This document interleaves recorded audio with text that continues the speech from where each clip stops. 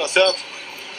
Conversamos longamente ao longo de muitos dias e nós estamos indicando ele para ocupar aí a chefia do MRE. Tá? Pelo perfil dele, pelas suas propostas, pela sua vida pregressa. Tem quanto tempo de... 29 anos no Ministério. Tem 29 anos no Ministério, então é uma pessoa bastante experiente já, apesar de ser um jovem, né? Ter 50 anos de idade. E as missões dele?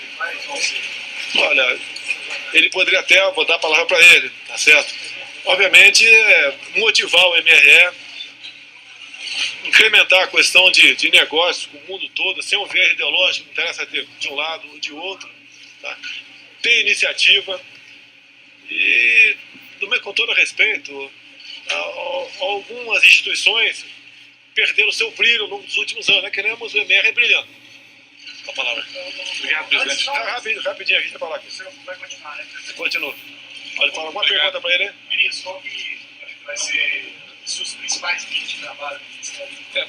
Antes de tudo, garantir que esse momento extraordinário que o Brasil está vivendo, com a eleição do presidente Bolsonaro, se traduza dentro do Itamaraty em uma política efetiva, uma política em função do interesse nacional, uma política de um Brasil atuante, de um Brasil feliz, de um Brasil próspero. E a aproximação de quais países? Sem preferência, damos relações excelentes com todos os parceiros, incrementar as parcerias, em benefício, benefício de todos, do povo brasileiro, sobretudo, né? Presidente, eu vou viver a questão da transferência da Embaixada de Israel. Sobre a questão com a Venezuela. Fala aqui, questão da Venezuela. Eu venho acompanhando há muitos anos. Durante a pré-campanha estive 2 vezes em Roraima. Não consegui ir para Caraima por questões de segurança, mas o meu filho esteve lá, o Eduardo. Nós não podemos abandonar nossos irmãos que passam uma situação bastante complicada, mas o governo federal não pode deixar que apenas o governo de Roraima e de Boa Vista, basicamente, resolva esse assunto. Então teria que ter uma participação mais efetiva da nossa parte. Digo mais, eu teria tomado providências contra a Venezuela há muito tempo, quando se falou em Mercosul aqui. Pela cláusula democrática, a Venezuela nem poderia ter entrado no Mercosul. E depois que entrou, tinha que ter saído. Esperamos expulsar o nosso embaixador, foi isso? Exatamente. O nosso embaixador foi expulso da Venezuela quando o governo deveria tê-lo chamado para cá para exatamente que aquele sinal de demonstração que o governo não está satisfeito com a política local. Mais médicos. Bem, não é novidade para nenhum de vocês. Quando chegou essa medida provisória na Câmara, tem uns 4 anos, eu fui contra os mais médicos, por alguns motivos que agora tornam-se muito mais claros. Primeiro, para a questão humanitária. É desumano você deixar esses profissionais aqui afastados de seus familiares. Tem muita senhora aqui que está desempenhando essa função de médico e seus filhos menores estão em Cuba. Isso, então, é uma desumanidade. A outra questão que afeta, na minha entender, não só as relações trabalhistas, mas a questão humanitária também. Em torno de 70% do salário desse médico é confiscado para a ditadura cubana. E outra coisa, que é um desrespeito com quem recebe o tratamento por parte desses cubanos. Não temos qualquer comprovação que eles sejam realmente médicos e sejam aptos a desempenhar a sua função. Agora, a decisão de suspender isso foi unilateral por parte do governo não, da ditadura cubana. Como é que você apoia a relação pública, presidente? Impacto na saúde pública, são 11 mil médicos. Olha só. O senhor vai convidá-los a permanecer no Brasil? Não vou convidá-los não, tá ok? Eu não jamais faria um acordo com Cuba nesses termos. Isso é trabalho escravo, não é nem análise de escravidão, trabalho escravo. Não poderia compactar com isso aí. Eu sou democrata, diferentemente do governo PT, e foi renovado esse contrato aqui no governo Temer. Eu não sei se tem alguma cláusula nesse novo contrato da denúncia por uma das partes, se tem alguma sanção no tocante a isso. Se nós tivéssemos suspendido de forma unilateral, com toda certeza teria uma cláusula para nós cumprirmos aí. Agora, o que eu quero é o tratamento humanitário para os cubanos que estão aqui e bem como para aqueles que são atendidos, os pacientes. Porque nós temos tido relatos, e são concretos, de verdadeira barbaridade que é cometido por parte desses. Temos até uma história muito mal contada de um cubano no Ibirapuera, pego há pouco tempo, e esse cubano era capitão do exército cubano. Então essas pessoas não podem continuar existindo no Brasil. E mais ainda, vocês da imprensa devem ter tido notícia, há 4 anos, quando chegou a medida provisória, que o governo do PT anunciou, né, que caso alguém pedisse asilo aqui, seria deportado. Seria deportado. Não podemos admitir isso aí. Tanto é que aquela tal de Ramona, aquela médica, aquela cubana, né, que pediu asilo lá na sala do DEM, não, na época era PFL, ela conseguiu ali ir para os Estados Unidos, sair do Brasil.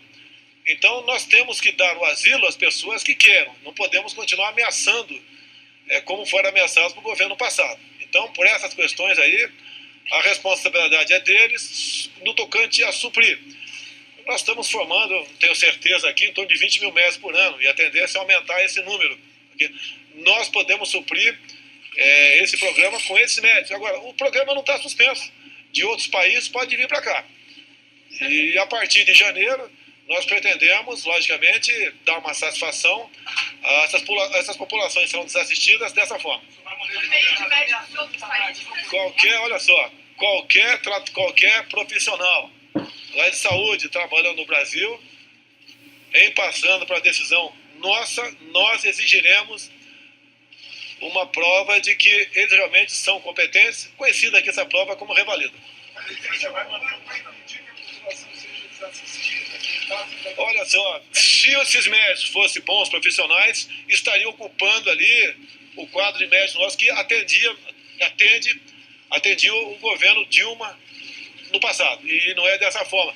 Vocês mesmos, eu duvido quem queira ser atendido pelos cubanos, porque não temos qualquer comprovação que eles sejam cubanos. Se fizerem o revalida, salário integral, poder trazer a família, eu topo continuar com o programa. Então o programa acaba? Se você não aceitaria trabalhar nesse regime que estão trabalhando aqui, longe da família, de filhos, salário confiscado. Então essas questões, no meu entender, são cruciais, tá certo? Para que a gente possa ter outros profissionais de outros países aqui dentro.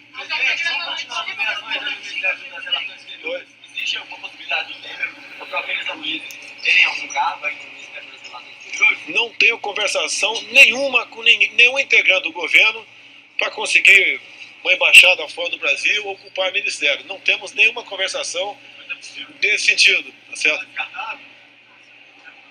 Quem estiver devendo para a justiça não terá a mínima chance de continuar no governo meu. Quem não estiver devendo pode até conversar.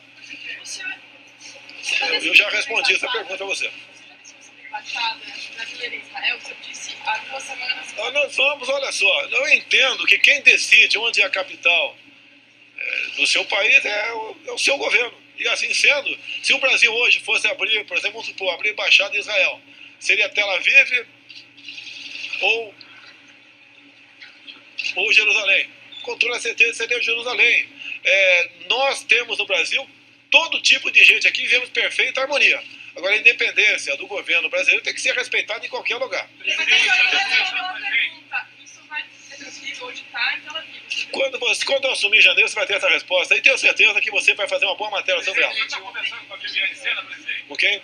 Estava conversando, estamos atrás do ministro da Educação, não quer dizer que vai sair de uma orientação dela, uma sugestão dela, alguém do seu lado, nada está garantido tocante a isso. E nós queremos um ministro da Educação que realmente seja bastante ativo. Por quê? Há um aparelhamento enorme na educação. E a prova disso, né? As provas do PISA, estamos em último lugar, nos últimos lugares aqui no Brasil, é uma vergonha isso aí. 200 universidades melhores do mundo, não tem nenhuma brasileira. Nós não queremos formar militantes. Algumas universidades são bem-vindas, formam bons profissionais, mas não está sendo essa a regra geral de formarmos bons profissionais através dessas universidades. Não, está sendo conversado ainda. Não temos. Pretendo até o dia 30 desse mês ter todos os nomes definidos para ocupar o primeiro escalão do governo. Da asilo? Se eu for presidente, o cubano que quiser pedir asilo aqui vai ter.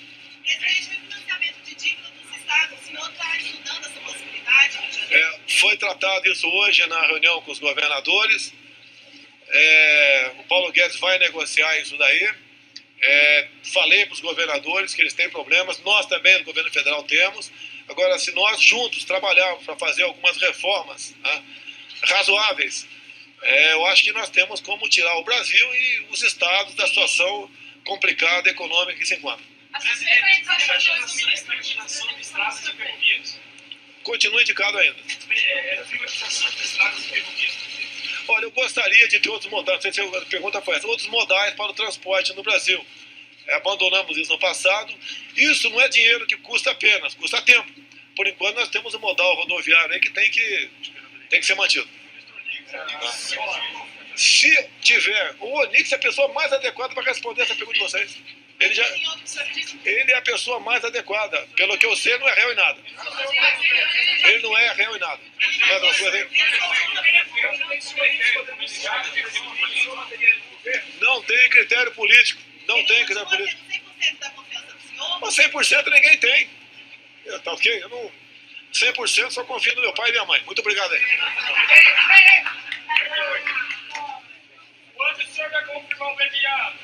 Jair Bolsonaro, presidente eleito, usou o Twitter para comentar essa decisão do governo cubano de deixar o programa Mais Médicos. Jair Bolsonaro escreveu que o governo de Cuba não aceitou as condições estabelecidas para manter o programa. Ele diz que condicionamos a continuidade do Mais Médicos à aplicação de um teste de capacidade, salário integral aos profissionais cubanos. Hoje, a maior parte vai destinada à ditadura, diz aqui Bolsonaro, e também à liberdade para trazerem suas famílias. Infelizmente, Cuba não aceitou, foi o que escreveu o presidente eleito na rede social. Cuba, que era um dos principais parceiros aí do Brasil nesse programa, que foi criado em 2013 durante a gestão da presidente Dilma Rousseff, e na nota divulgada mais cedo pelo Ministério da Saúde de Cuba, a saída do país do programa é atribuída a declarações de Jair Bolsonaro, questionando, por exemplo, a qualificação dos médicos cubanos e também a exigência de uma revalidação para diplomas aqui no Brasil. Pela regra do Mais Médicos, os profissionais sem diploma só poderiam atuar nas unidades básicas vinculadas ao programa durante os 3 primeiros anos. E aí, depois desse período, o diploma no estrangeiro deveria ser validado aqui no Brasil. Bolsonaro criticou bastante aí essa iniciativa. Cerca de 18 mil médicos atuam hoje no programa, 45% são brasileiros e mais ou menos 47% são médicos cubanos, que vão principalmente para cidades mais no interior do país, onde há pouca oferta e pouca disponibilidade de profissionais de saúde. Esses médicos cubanos vêm por meio de um acordo de cooperação com a OPAS, que é a Organização Pan-Americana de Saúde. Nessa nota, o governo cubano afirma que desde a implantação do programa, 20 mil profissionais atenderam a mais de 113 milhões de brasileiros, especialmente em regiões carentes.